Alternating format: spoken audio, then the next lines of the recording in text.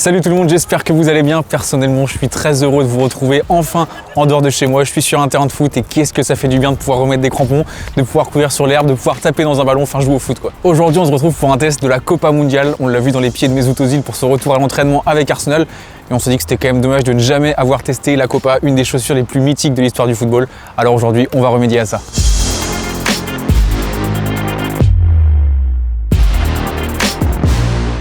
La Copa Mundial, tout le monde la connaît, c'est une chaussure légendaire. Elle a été créée, pour ceux qui ne s'en souviennent pas, à l'occasion de la Coupe du Monde en Espagne, d'où son nom Copa Mundial. 38 ans après, c'est une chaussure qui n'a presque pas changé. D'ailleurs, elle est toujours produite en Allemagne, dans la même usine depuis 38 ans. Et si elle a son statut de légende aujourd'hui, c'est notamment grâce aux joueurs qui l'ont portée. Franco Baresi, Beckenbauer, Platini ou encore Zidane. Mais aujourd'hui, c'est une chaussure qu'on ne voit plus sur les terrains professionnels. Elle est surtout portée par les joueurs amateurs. Et ça, c'est aussi parce que Adidas ne veut plus que ses égéries la portent. C'était Jérémy Péalan qui nous le disait en 2013. Il confiait qu'Adidas ne voulait plus que les joueurs professionnels portent la Copa, bien que lui, c'était la chaussure qu'il préférait. Adidas souhaitait mettre en avant ces nouveaux modèles. Maintenant, je l'enfile, je vais jouer un peu avec et je vais essayer de comprendre pourquoi encore aujourd'hui, il y a toujours des mecs qui la portent.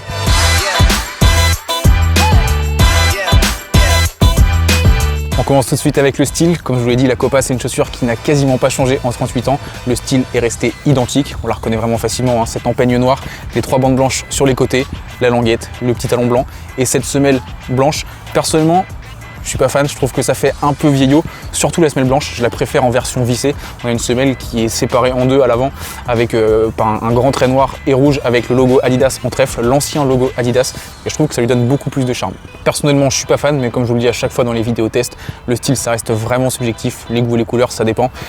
Je sais que la Copa elle plaît à beaucoup. On passe maintenant au confort, c'est vraiment censé être le point fort de cette chaussure et d'ailleurs c'est largement mis en avant par tous ses adeptes. C'est une chaussure qui est faite en cuir de kangourou, un matériau qui est toujours très utilisé aujourd'hui pour les chaussures de foot, pour les chaussures en cuir, pour les chaussures haut de gamme surtout, c'est vraiment le matériau de référence. Au passage, je vais en profiter pour faire une petite précision. Quelle est la différence entre cette chaussure, la Copa, et la Kaiser, deux chaussures qui sont quasiment identiques? Justement, la différence elle va se situer au niveau du cuir. Sur la Kaiser, on va avoir un cuir pleine fleur. Donc déjà, c'est pas du cuir de kangourou, ça va être un cuir peut-être un peu moins haut de gamme, tout aussi qualitatif parce que ça reste une chaussure très confortable, mais un peu moins que cette Copa. Pour en revenir au confort, c'est vraiment une super surprise. Vous le savez, si vous nous suivez régulièrement sur Footpack, moi je suis plutôt un adepte des chaussures en knit. Ça faisait vraiment des années que j'avais pas joué avec une chaussure en cuir et j'ai été agréablement surpris. Vraiment très confortable, surpris par la finesse et la souplesse du cuir. J'avais vraiment oublié que ça avait cette sensation. C'était vraiment très agréable, on avait une bonne sensation, un bon confort. La chaussure s'est bien adaptée à mon pied. J'étais à l'aise directement du début à la fin du test. On passe maintenant au toucher de balle. Comme je vous l'ai dit précédemment, c'est censé être l'autre point fort de cette chaussure. Et encore une fois, j'ai pas été déçu. Le cuir, c'est une matière qui est très fine, c'est une matière qui est très souple, ce qui fait qu'on ressent vraiment bien le ballon quand il est au contact du pied. Que ce soit pour le jeu court, pour le jeu long, les frappes, les passes, les contrôles, les tirs, tout ce que vous voulez. Elle n'a rien à envier au knit. C'était une chaussure qui était très confortable et que je recommande pour le toucher de balle. On passe maintenant à la maniabilité. C'est vraiment le point noir, j'ai trouvé sur cette chaussure. Déjà la semelle, je la trouvais un petit peu particulière, rien qu'à l'œil, un peu plate, pas très jolie avec cet aspect tout blanc. Et ça s'est confirmé, vraiment pas très souple. J'ai eu un peu de mal dans mes changements. Au niveau des crampons, c'est très loin des crampons qu'on a l'habitude de voir aujourd'hui sur les semelles modernes. Je pense vraiment que c'est la chose qui pourrait être changée sur la Copa, qui pourrait lui donner un peu de peps. Par exemple, mettre une semelle moderne comme celle de la Predator, la Control Frame. Ça pourrait vraiment la redynamiser et faire de cette chaussure une chaussure encore meilleure. Pour terminer, c'est une semelle que je trouve vraiment trop plate et ça m'a fait un peu mal au talon, donc c'est vraiment un point dommage encore une fois.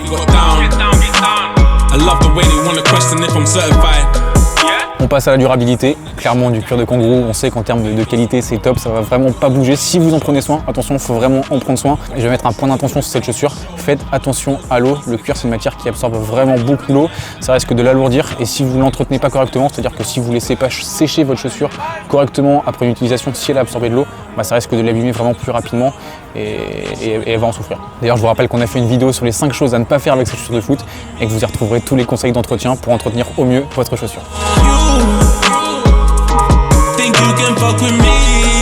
On termine avec le rapport qualité-prix. C'est une chaussure qui est disponible à 150 €. Clairement, pour ce prix-là, on a une chaussure haut de gamme à un prix raisonnable. Donc vraiment, en termes de rapport qualité-prix, on va être sur quelque chose de très correct.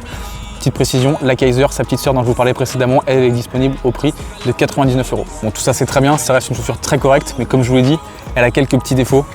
Et quand en face, il y a des chaussures comme celle-ci, clairement ça fait pas le poids.